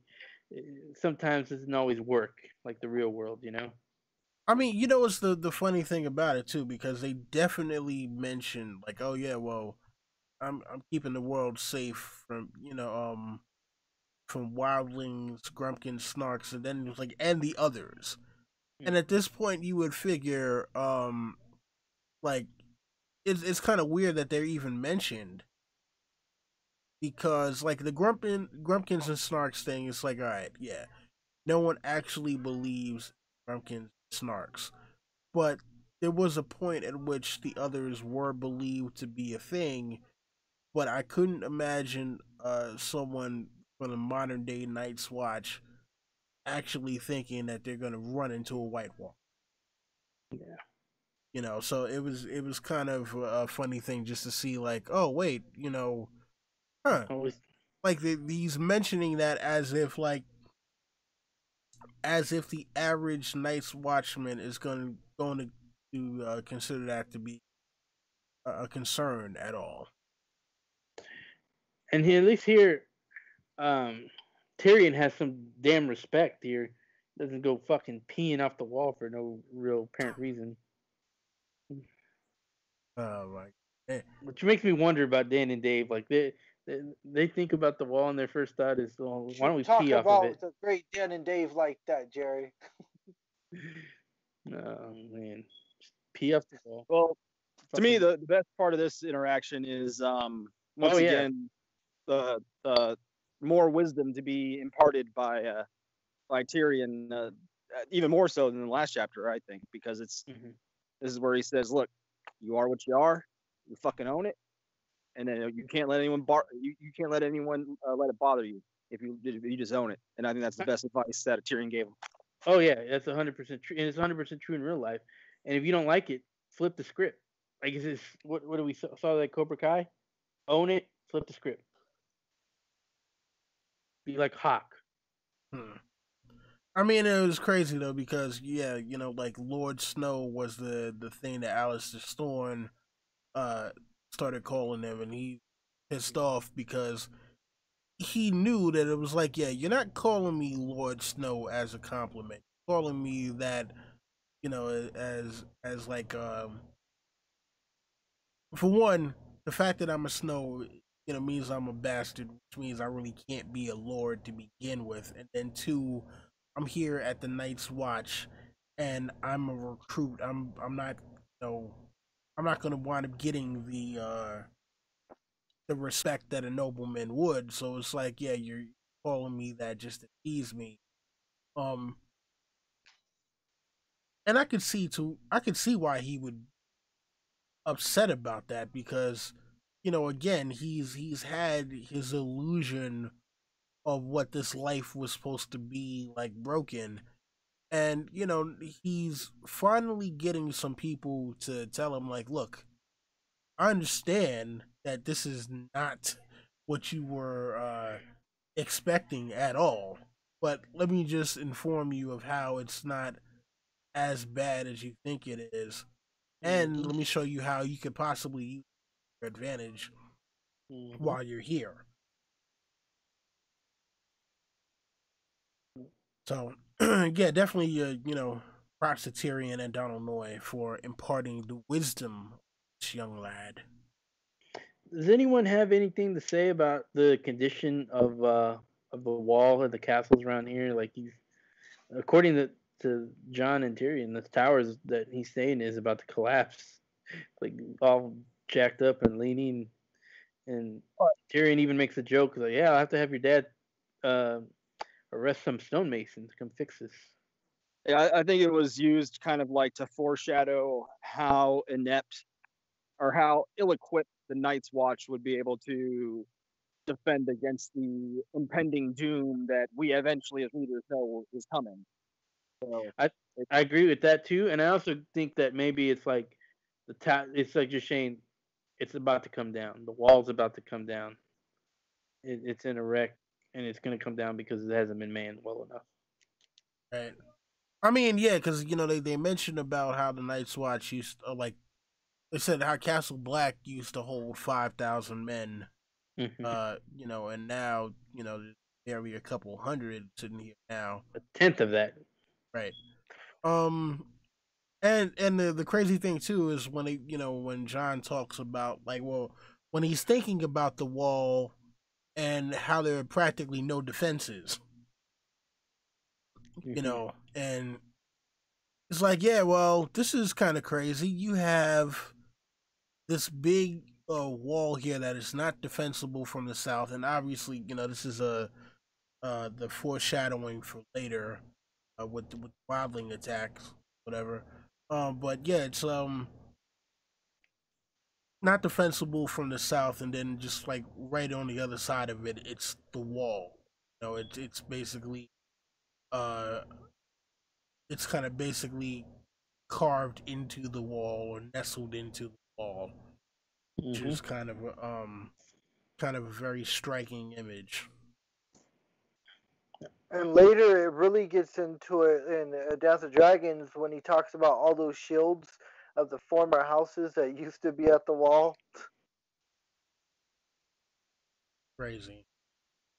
Like every time, what was it? Every time someone fell in battle, they would hang their shield, or every time someone or every time someone would come to the wall, they would hang their shield.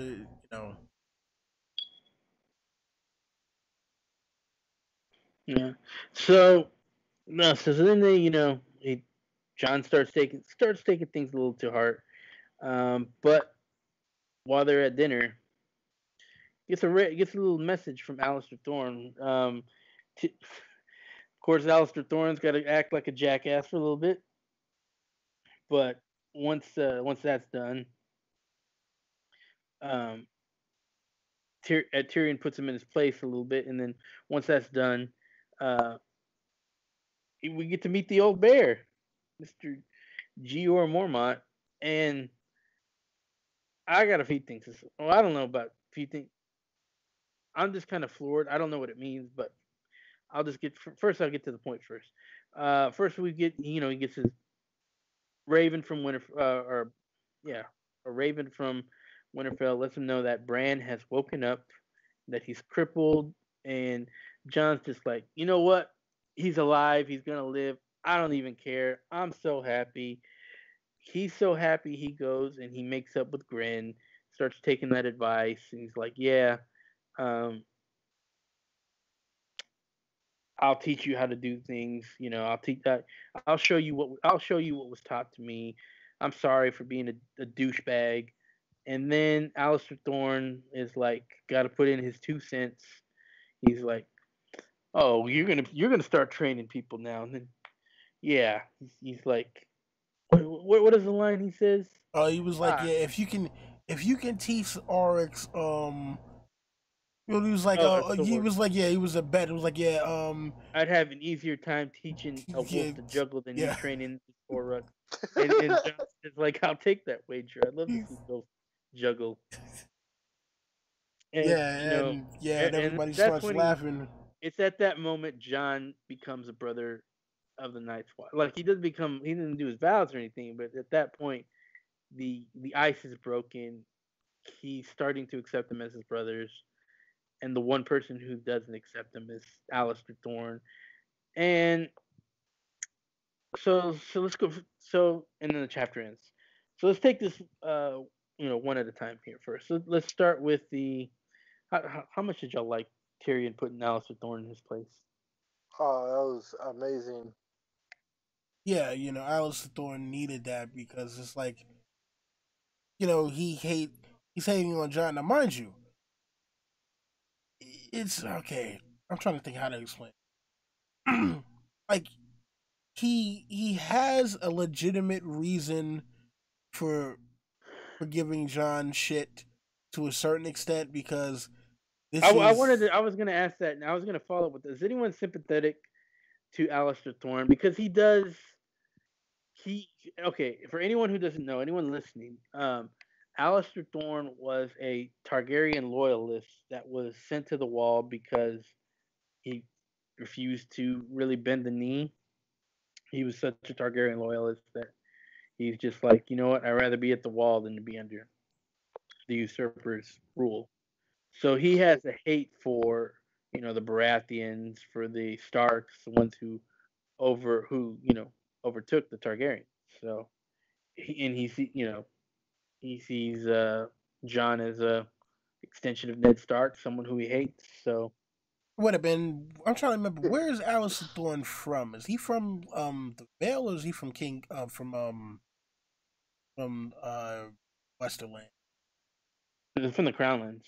From the Crownlands? Well, that's what I was always wondering is if Daenerys becomes queen, wouldn't that be she could release him of his vows because he kind of joined because he had to. I mean, not supposed to, but we know how things work in Westeros. They make exceptions if they want to make exceptions, and they'll. Well, isn't it ironic that you said he hates? Oh, it's definitely Jon, ironic. He hates Jon, but Jon's a fucking Targaryen. He's the Targaryen heir. Jon's the Targaryen heir. Like now, he's the House Targaryen. Now the thing I'm wondering is, okay, I mean, because obviously we saw how things went down in the show, but last time we see Alistair Thorne, right? Last time we saw Alistair Thorne, he was being sent ranging. He was made the first ranger and No, he sent. wasn't made the first ranger. He was Well, just sent on a ranging. yeah, he was. Well, okay, it's not that he was made the first ranger, but I think he was the highest ranking. Yeah, no, I don't even know if that was true. I think it might have been. There is a first ranger, or a temporary they haven't. ranger. Didn't they not make one because they don't know if Ben's? Yeah, they have a temporary first ranger, but they don't know. Well, either way, yeah, Alistair Thorne is sent ranging, and it wasn't what didn't he say something like I hope I can't I hope I come back as one of them and kill you or something like that. I don't remember. Probably. Because first it was Smallwood. Was the temporary first ranger, and then he dies. All right. Yeah. Mm-hmm. Yeah, and then when it comes to the other one. When it comes to Thorne, like me personally, I don't have any sympathy for him whatsoever. I think he's a piece of shit. I think in the show, I actually kind of liked him in the show because he was like kind of badass. I think that was because the actor was kind of badass. But in the book, like to me, he's one of those characters that don't have a lot of redeemable character. I mean, he's not like I don't think he's on the level of those other evil dudes, but I mean, he is a douchebag. I just imagine when I read A Dance with Dragons, I just imagine Jonas Slint and him walking around, Castle Black like they're the toughest shit because putting Jon in jail and Jonas Slint is the man until they have the election or whatever. But I just imagine them walking together like they're the shit. No one can fuck with them. But I mean, you got to admit on the show, especially in the Watchers of the Wall episode, he was a badass in that episode. Oh yeah. So, I think we got our. Anyone else anything to say about Alistair Thorne before I mention? I want to bring up Mormont's Raven here. Yeah, let's go to Mormont. Snow. Yes. How funny is it on a reread? You're like Mormont's Raven is Blood Raven, and Blood Raven just woke up Bran. And then he's sending a message to tell Jon that Bran's alive. It just makes my head explode sometimes. Yeah, it's one of those things that makes a reread why you do a reread, because it's one of those things when you read it for the first time, you're like, this means nothing. This means nothing. So it's one of those things that you need to reread to have context for, and I think that's cool. Wait, so you're thinking that that Blood Raven is Mormont's Raven? Yeah. Yeah, I think it's pretty obvious that Blood Raven's Mormont's Raven. He's saying, especially because he's saying live, live, live. I think he's like, I thought that for sure until they pointed out how they have taught ravens to speak different words. But I mean, it's damn near likely. But also the amount of percentage of ravens that speak is like the same percentage of skin changers. Oh, that's right. So yeah, yeah. I mean, it's probably a high percentage chance that is Blood Raven. Yeah. That just blows my mind. I'm like, man, I wonder what Blood Raven is thinking. He's like, yeah, live, live, live. I just told this little boy to live, live, live. On my first read, I was like, this Raven needs to shut the fuck up. Man, I think. Yeah. Any thoughts on Drew Mormont? I mean, there's really not much to say about him yet. We obviously find about him more, but anything interesting you have to say about his first appearance without getting into what we come to know about him? It's so minuscule that I don't really think you can glean anything from this, to be honest. Mm-hmm. What do y'all think about Jon's reaction and how, his glee, and then how he starts to accept he starts following the wisdom of Donald Noy a little bit here. I mean, you know what? It reminds me of the episode of Robot Chicken where Darth Vader finds out he has a son and he's going around to everyone. He's like, I have a son? I have a son! Look, everyone, I have a son! So when Jon is, back in the mess hall, like, hey, my brother's alive, my brother's alive, oh my god, my brother's, that's just what it reminded me of. Yeah. Like, yeah, if you guys ever get the chance, go, just check out the clip of Darth Vader, Robot Chicken, I have a son, and you'll see exactly what I'm talking about. I, I just thought when you brought that up, I was just thinking of I'm changing the plans. He keeps on changing the plans over and over again. I Oh yeah. this was actually kind of a little bit of criticism I had for George's writing because I thought it was kind of poorly paced. Like it just like happened on a dime, and then all of a sudden it's like everything is gravy. Like to me, it just seemed like a little too quick on the dime. I don't know. Maybe that's just me. Yeah.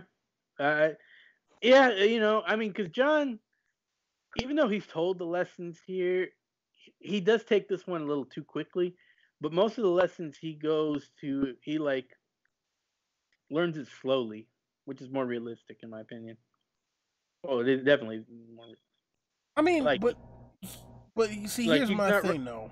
I just want to say, like, right, he's not right away like, yeah, I am Lord Snow. I will be Lord Snow. He doesn't do that.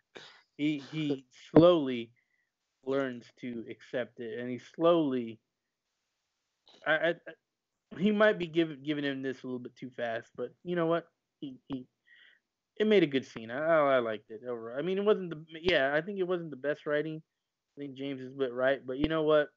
It wasn't bad either. I mean, but all right, look, I'm imagining that between what happened in the training yard and what happens here has probably been between the training yard, Jon getting the Donald Noy speech, and then what happens here has probably been a few days. And at this point, maybe I thought it all happened the same day, but yeah, I think it all happened pretty continuously. Really, I don't know.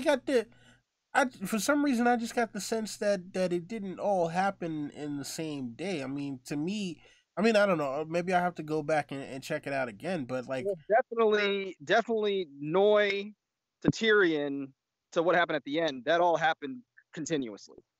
And I want to say, if you go back and read it, it's like he goes straight from the courtyard to the armory where that happens. Like, I think it was that's definitely back to back. The only time might have been a break is when after the noise speech to the wall speech with Tyrion. That's the only time that there might have been a break, but I don't even know about that. I'd have to recheck. No, there definitely wasn't a break there because he walked outside, he looked up, and then like Tyrion was right there waiting for him. Okay. How did he get to the armory to the top of the wall so fast? Yeah, that's what I'm saying, because he was at the top of the wall for a while by himself, and then Tyrion kind of turns around and he's like, "Oh, what are you doing here?" And then doesn't Jon mention something about like where he was sleeping at? Yeah, that's what I was talking about. He was telling me he was sleeping at, and that's where he mentions, "Oh, that tower's falling apart. It's gonna come down." To me, it seemed implied that it was all on the same day, but I don't know. Maybe I'm wrong. It could have been or it could have been a few. I mean, either way, still, yeah, he might have had some time to think about. Oh yeah, that's the question I was gonna have for you guys. I forgot about. So obviously, you guys think that if Jon wasn't highborn, he wouldn't be able to take Ghost with him to the wall. Yeah, probably. I think because I don't think any other member would have been able to bring a pet with them to the wall. I think they made an exception for Jon, right? Yeah, I'm sure if one of those rapers had a direwolf, they'd be like, "No, fuck you." I mean, but remember, Jon also they would have fed their dick to the direwolf. Is probably what they would have done. Like, I mean, but remember, what you get for raping. Also, Jon also wasn't a criminal too, so it's not like he was being. Yeah. It wasn't like he was being sentenced to, like to the wall. It's like, hey, yeah, the wall of castration, So it kind of would have been a little bit of a dick move to be like, yeah, well, yeah, we know you volunteered, of your own volition here, and really you haven't done anything wrong, but just to show you how fucked up we can be about this, yeah, the direwolf can't go with you. which would have been, like, yeah, dick move. Yeah, dick move.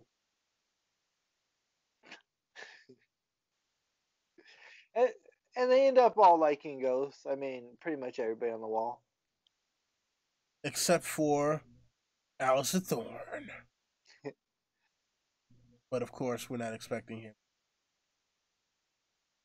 Like him. But whatever, fuck Alistair Thorne. So, yeah, we got any final thoughts about all of this stuff here? With Johnny Boy at the wall and his beginning to transform into a brother of the Night's Watch. No, I think this is a pretty good Jon arc that we went on here. Obviously, we know what's coming up next. He gets to meet his new BFF, but like Conan, I yield. But like Conan, that's a story for another time. Oh man! All right, so anything you guys want to plug before we wrap this up tonight,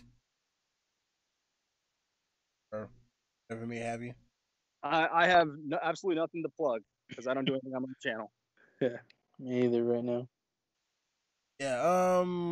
So, any candidates for next month's chapter?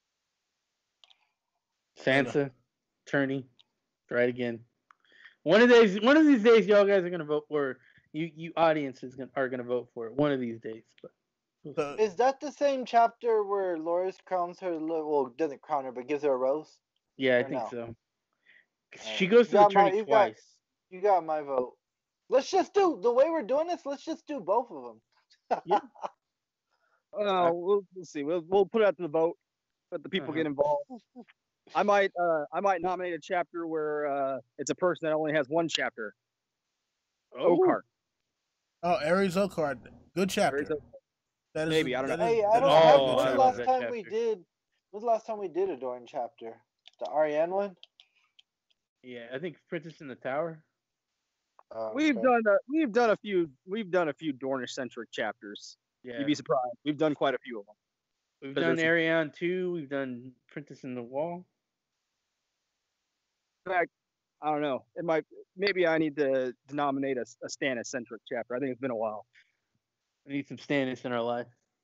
Who knows? Maybe I'll nominate a Dunkin' Egg. Something or other.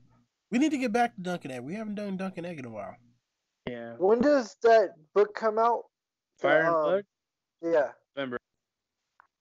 Yeah. Oh, yeah. We'll just keep an eye out on Twitter. We'll nominate something. Yeah. All right. So yeah, listen, this has been grandiose as always. Love having you guys in the chat with us as always, and talking about these chapters. Who knows? Yeah, man. If we come across more short chapters, then we'll double and triple stack them and do whatever to fill out the runtime. Maybe we'll try and find some more of these arc type chapters to where we can, knock two that blend in. That way we can knock multiple out at a time. Yeah, because like as many chapters as there are right now, we will be here for like 20 years trying to get all of the damn chapters. No, we'll be here longer than 20 years. Oh man, but nah, it's great and I love doing it. So, yeah, listen, we will see you guys next month. Make sure to follow us on Twitter. Tell you that all the time. The damn thing's on screen. You can see it on screen, all right? Anyways, you guys already know the deal. Rate, comment, subscribe, share, tell your friends, and come back for more. And for everyone at the Hype Watch, my name is Don Willie, and I'm saying Vala Dohiris. We'll see you next month and probably have some sound effects. I forgot about sound effects this whole entire time, but you already know what it is. Talk to you guys later. Bye. Peace. Can I get a sound effect in here? America, fuck yeah. All right. See you guys.